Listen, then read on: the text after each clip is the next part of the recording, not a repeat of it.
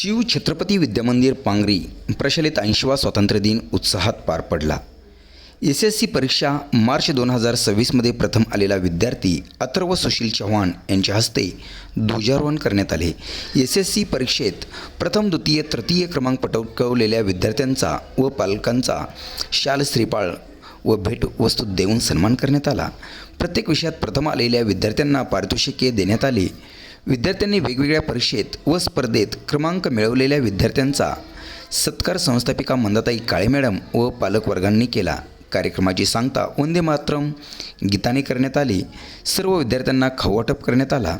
यावेळी संस्थेच्या संस्थापिका मंदाताई काळे मॅडम, प्रशालेच्या मुख्याध्यापिका डोके जेडी मॅडम, शिक्षक, शिक्षकेतर कर्मचारी, पालक, विद्यार्थी वर्ग उपस्थित होते। बार्शी तालुका प्रतिनिधी MK न्यूज पांगरी।